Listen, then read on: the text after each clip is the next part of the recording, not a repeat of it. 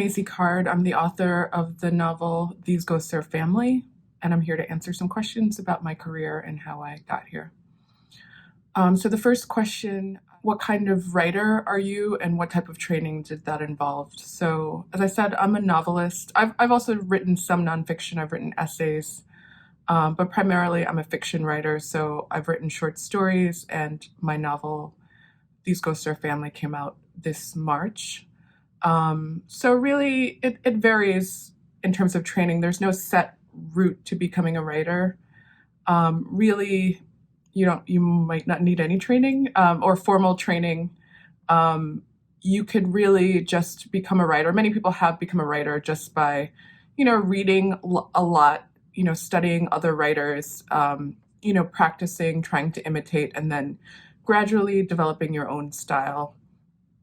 If you do want formal training, beyond just, high school and your regular education, there are many colleges that let you major in creative writing.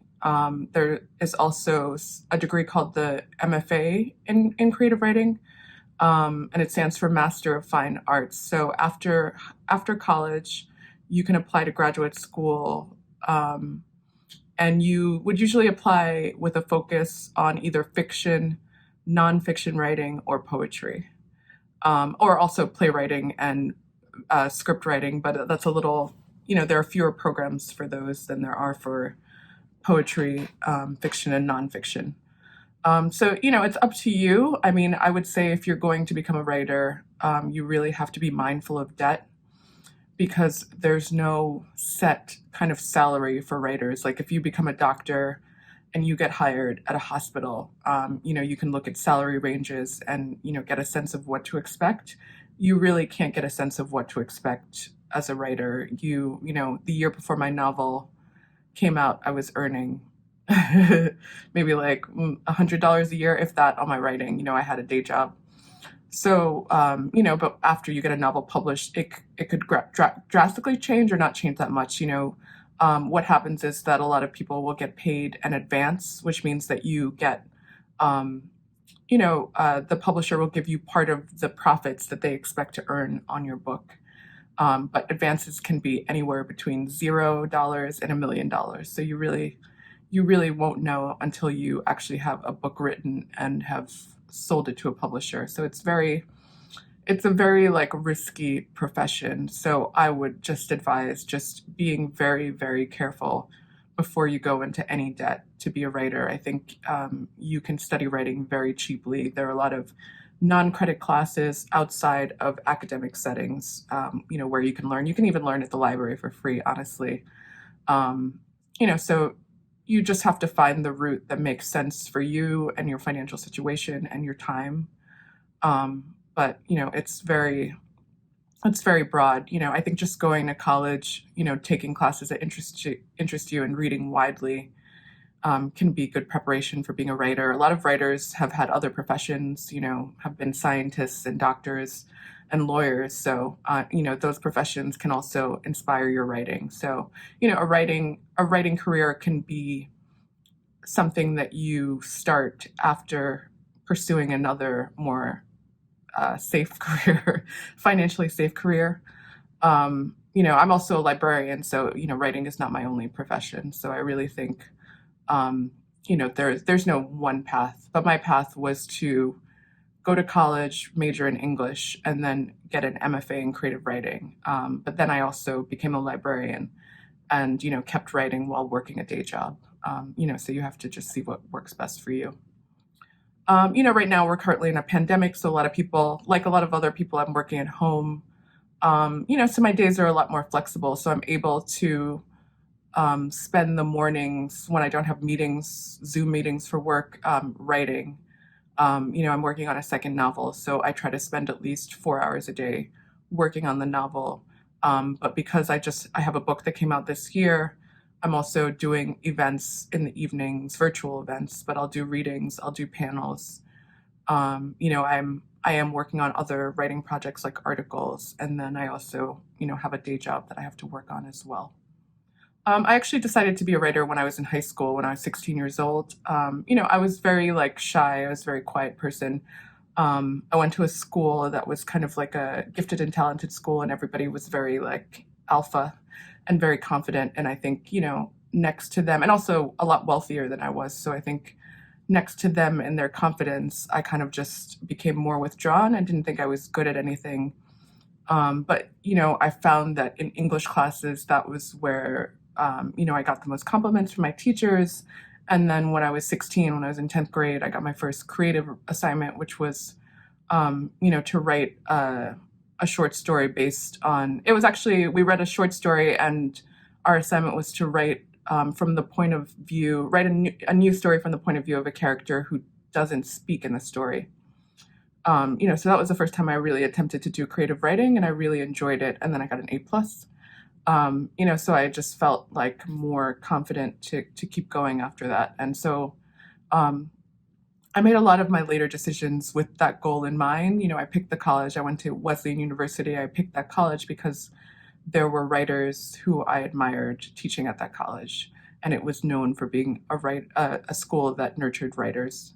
So whatever age, people become writers at any age. So, whenever you feel like pursuing it, it's up to you. Definitely English, also social studies in some sense. I think just the classes that involved a lot of writing and also reading. I think reading history, because I do like to write historical fiction to some degree. My history classes were probably very influential too. Hmm. I feel like I've never been a big extracurricular activity person. I'm very boring that way. I did try to start like a literary journal when I was in college. And I think I did work on a literary journal when I was in undergrad as well. I mean, when I was in high school as well. Um, and just like creative writing club. I did attend a conference, get a scholarship to a conference for writing at the end of college, my senior year. But mostly, a lot of what I did in my free time was just read books. So for creative writing, you don't really have many exams because in the MFA in grad school, we all English department students do have to take like a comprehensive exam, I think twice in their time in the program, but it was very easy. Um, it's not a career path or a kind of course of study that you have to worry about tests at all. It's really just writing.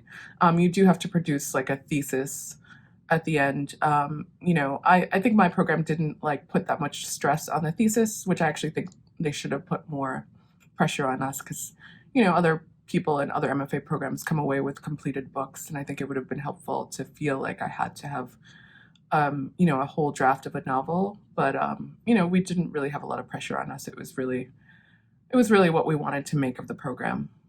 I have to say though that I did cut down from full time to part time when I was in my graduate school program because I think what I was saying earlier about cost started to get to me.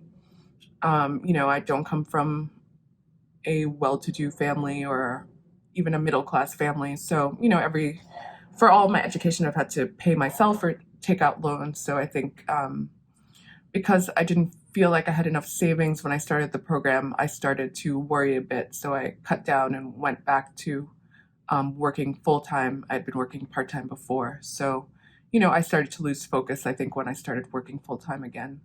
I think if I could do it again, I probably would have started the program part time in the beginning and worked full time the entire time and just kind of gotten myself acclimated to that schedule.